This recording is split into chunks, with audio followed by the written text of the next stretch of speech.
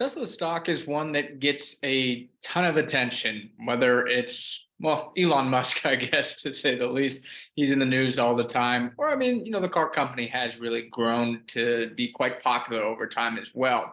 But want to take a closer look today at the fundamentals for Tesla. And I'll tell you flat out, I'm not a big advocate of Tesla stock. Now, I know there's a lot of people that like driving the Tesla cars and may like Elon Musk. But when you look at Tesla stock, I mean, the numbers are just quite troubling, I'm going to say the least, especially from a value investing standpoint. And again, at our firm, that's what we do is we do value investing. Long term, it's worked out very, very well for us. But unfortunately, we do miss out on things like the Tesla. But I do want to make sure we don't buy into the hype and now buy a Tesla that could potentially decline further. Now, without further ado, let's kind of talk about what's going on with Tesla stock. Let's look at the fundamentals first, and then we'll talk a little bit more about the story with Tesla as well. So getting into it, the fundamentals, as always, is what we want to start with. We'll look here at Tesla. We know the ticker symbol here is TSLA. Obviously, they are in the auto manufacturing space now. Contrary to popular belief, yes, they are an auto manufacturer. Now, I say that because there's a lot of times when people say, oh, they're a technology company. Oh, well, they do solar as well. If you look at their sales, look at their earnings, they are predominantly derived from selling cars. So yes, they are an auto manufacturing company. I do not think they're a technology company.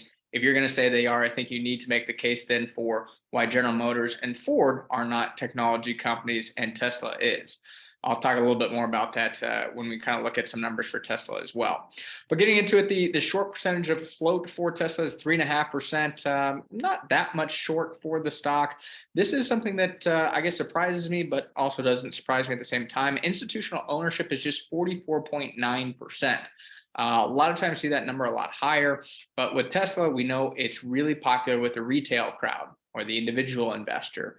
Now, I'm going to say kind of nice when things are going up, but from history, from kind of talking to people, I know a lot of times a retail investor can be much more fickle than, let's say, an individual, or excuse me, not an individual, an institutional investor. So if things start to turn south and they continue to head lower for Tesla stock, or let's just say Tesla stock doesn't move for an expanded amount of time, I think you will start to see the retail investor start to panic and actually start to sell Tesla stock, which could become problematic as well. We know they just recently reported earnings here on July 19th, actually, so last week. We see the price to earnings ratio, and this is really what concerns me with Tesla. As I said, I don't have a problem with Elon Musk. I think he's actually quite interesting, obviously a visionary, very intelligent gentleman. The car company, I mean, I don't like EVs that much. I don't drive one personally. They're not for me, but I can appreciate the Tesla car. I know there's a lot of people that like it.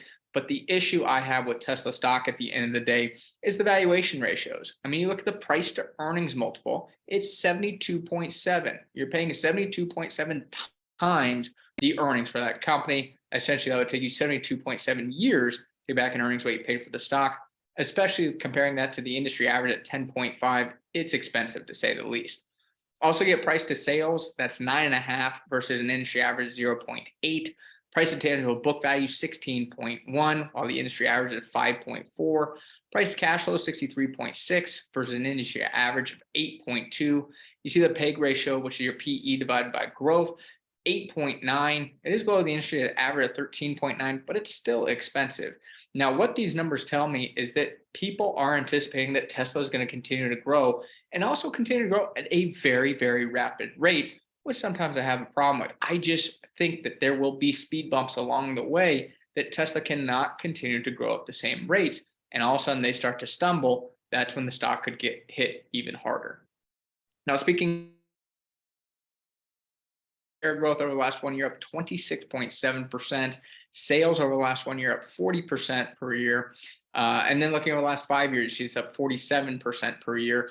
The 5-year estimated growth rate going forward is just 9.7%. So again, these earnings numbers, these sales numbers, I got to anticipate they will begin to decelerate and the earnings growth will slow quite substantially, which could become problematic for its valuations. We know Tesla doesn't have a dividend at this time. The balance sheet actually is pretty darn strong for Tesla. You see the current ratio here, 1.6, plenty of liquidity. Debt to equity 0.1. Now, debt used to be a major problem for Tesla, but they did have a time period where they were able to issue a ton of stock. And I think that really helped clean up their balance sheet over time as well. So again, don't have an issue with the balance sheet for Tesla. Looking at the net margin for the company, it is 13% above the industry average of 5.5%. That's a positive. And one reason they do kind of get a, I'm going to say, premium valuation is because they do have a very nice margin for the auto industry. Also looking at the return on equity, 23.9, that's a nice positive, and return on invested capital at 21.7%, also a big positive. Looking at the current price for Tesla is $255.71. See here, the 52-week high is $314.67, and the 50. I mean, it's done phenomenally to start the year, up 107.6%. See that market cap did hit that $1 trillion mark, but now is at $811 billion. So it has pulled back there, but still a very large company here in the United States, occupies a good chunk of the S&P 500 as well. Now, going forward for Tesla, we go to December 2024. I do see estimated earnings per share of $4.91. If we look at that here, we get a target sell price of $81.51.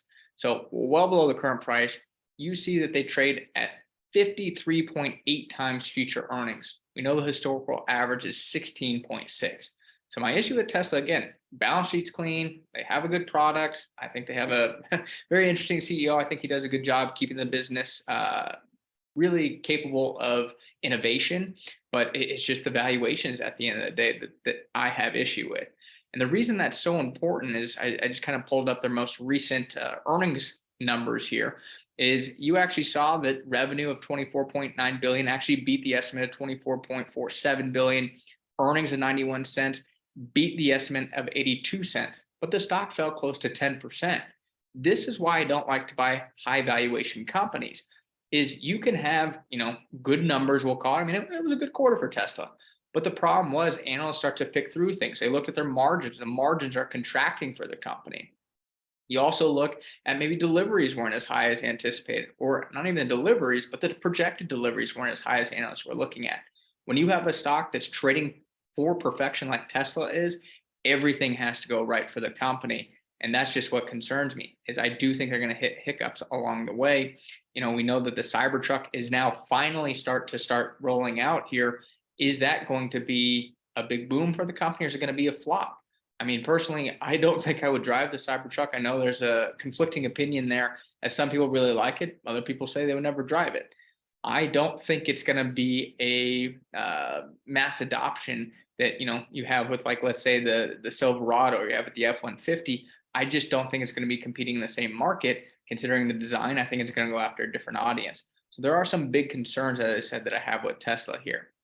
The last thing I did want to talk about is kind of the auto industry as a whole, as I talked about Tesla's valuations. If you look at Ford, they trade at 7.5 times earnings, and GM trades at 5.5 times earnings. We go back here, Tesla trades at, 53.81 times earnings. So it is just a huge, huge discrepancy there. And the reason I have a problem with that is go listen to GM's conference call, listen to Ford's conference call. They actually have some very positive things that are quite innovative when it comes to the technology side. GM has what we call Cruise, and I frankly think they are the leader, perhaps maybe not the top, but definitely up there at the very least in terms of autonomous vehicles, which should then maybe justify a higher valuation. Now, 53 times earnings? No, I don't think so. That's way too expensive. But it's something that you have to keep your eye on, is really at the end of the day, Tesla is an auto manufacturing company. Should they be trading at 53 times earnings? I'll leave that up to you. For me, I'm going to stay out of Tesla. Now, if you found this video informative, helpful to you, be sure to subscribe to our channel, as we do try and do these on a regular basis to try and educate you about value investing and how we actually invest utilizing fundamental analysis at our investment firm.